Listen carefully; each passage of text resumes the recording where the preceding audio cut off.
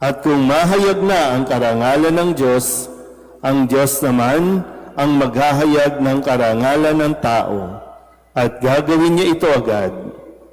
Mga anak, kaunting panahon na lamang ninyo akong makakasama.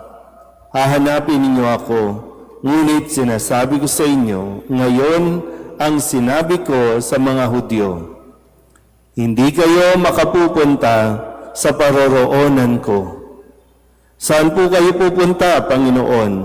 Tanong ni Simon Pedro. Sumagot si Jesus, sa paroroonan ko'y hindi ka makasusunod ngayon, ngunit susunod ka pagkatapos. Bakit po hindi ako makasusunod sa inyo ngayon? Tanong ni Pedro. Buhay ko may iaalay ko dahil sa inyo. Sumagot si Jesus, iaalay mo ang iyong buhay dahil sa akin? Tandaan mo, bago tumilao kang manok, makaitlo mo akong itatatwa. Ang mabuting balita ng Panginoon. Pinupuri ka namin, Panginoong Hesukristo. Isang magandang gabi sa inyong lahat. Ngayon po ay Holy Tuesday o Martes Santo. At kung nasusundan niyo po araw-araw, nawa ay manatili kayo na sa ganon mas maintindihan natin yung kwento o mga kaganapan bago po sumapit ang pagpapakasakit, pagkamatay, at muling pagkabuhay ng Panginoon. Kung tatanungin kayo, gaano kayo katapat bilang isang kaibigan? Paano ka bilang kaibigan? Sige nga, sino ba may mga kaibigan dito? Wala. Sa ugali nyo, no? Wala kayong kaibigan, di ba, no? No wonder. No? Pero magandang masuri kasi hanggang kailan ka magiging kaibigan? Although marami tayong kaibigan, o pwede nga tingnan, pag binuksan ninyo yung mga social media account ninyo, marami kayong friends.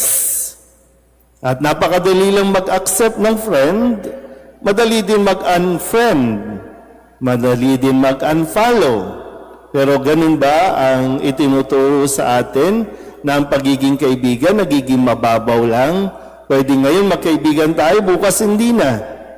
So kung ikaw, magiging kaibigan, gaano ka kabuti o gaano ka maipapakilalang isang kaibigan. Kaibigan ka lang ba kasi okay tayo? Kaibigan ka lang ba kasi yung kaibigan mo hindi nanghihiram ng pera? Pag nanghiram yan, iwanan mo na ba?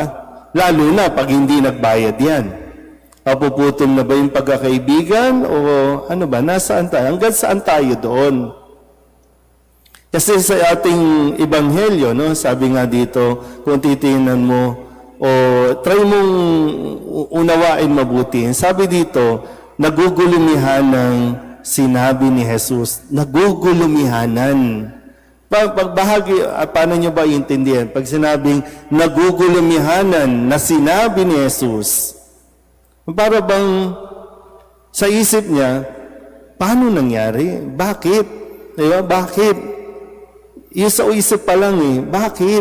Naguguluhan siya. Ano bang ginawa niya? Ano bang mali niya? Ano bang pagkukulang niya? Parang gano'n pag sinabing nagugulumihanan. Kasi ang kasunod, ang sabi, isa sa inyo magkakanulo sa akin. Isa sa inyo. Itong mga kasama niya doon, ito yung mga walang tumanggap sa kanila noon. Tinanggap ni Kristo. Ito yung mga hinusgahan noon, pero hindi hinusgahan ni Kristo. Ito yung mga hindi nakapag-aral, mabababang uri ang tingin ng lipunan, pero iniangat ni Jesus ang kanilang mga sarili. Kaya nga sikat na rin ng mga ito Pag ay, alagad yan ni Kristo. Ngayon, ang sabi, nagugulumihanan si Jesus. Bakit? Ano nangyari? Anong nangyari? Diba? Anong mali ko? Yung ganun ba? Kung halimbawa tayo, ikaw, sabihin natin, pag tinanong ko kayo, kaibigan ba kayo ni Kristo? Lahat kayo sasagot, opo. Pero ano nangyari? Parang ganun na nakikipag-usap ito sa atin ngayon. Ano nangyari? Isa sa inyo magkakanulo sa akin. Yung isa, bida-bida. Hindi kita iiwan, Lord. Hindi kita iiwan. Kahit buhay ko, iaalay ko sa iyo. Sabi niya, bago tumila ako ang manok, itatatwa mo nga ako eh. Di ba? Ganun siya. So, yung damdamin ni Jesus na habang papalapit na papalapit, naguguluhan na siya na normal, di ba? Taong-tao si Jesus na naranasan niya sa mismong mga kaibigan niya itong mga ganitong karanasan na hindi malayo sa atin.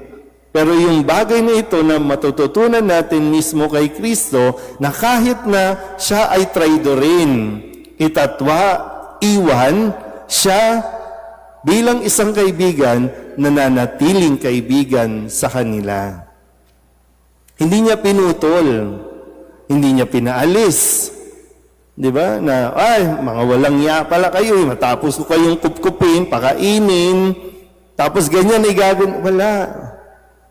Hindi ganun si Kristo sa kanyang mga kaibigan, kahit pa ang mga kaibigan niya ay hindi kasing buti ng kanyang ipinakita. So yun nga lang, magandang mapagninayan, aling pag-uugali ang isa sa buhay natin. Saan tayo mas maniniwala? Na kung sakali bang maranasan natin na traidorin din tayo ng mga taong tinulungan natin o tinutulungan, ano ba, mananatili ka pa rin bang kaibigan sa Kanya? O tayo na tinulungan na, gagawan pa natin ng mali yung kaibigang tumutulong sa atin. So, sino nga bang mga tunay na kaibigan? Di ba sabi nga, no, kung makahanap ka ng isang tunay na kaibigan, yan ay isang kayamanan. Kaya nga si Kristo, higit pa sa kayamanan kapag nanatili tayong tapat na kaibigan sa Kanya. So alam niyo yung pakiramdam na naiwan, no? Iiwan ka sa ere. Alam mo yung pakiramdam. Alam mo yung pakiramdam na ipagkakanulo ka. Ano ba yung mas magandang maintindihan ninyo yung ipagkanulo?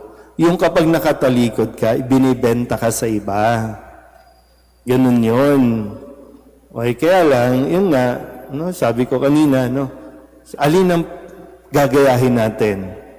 Si Judas, si Pedro, o mas gagayahin nating sikapin si Jesus na hanggang sa huli, kahit hindi tapat ang kanyang mga kaibigan sa kanya, siya ay isang tunay at tapat na kaibigan pa rin.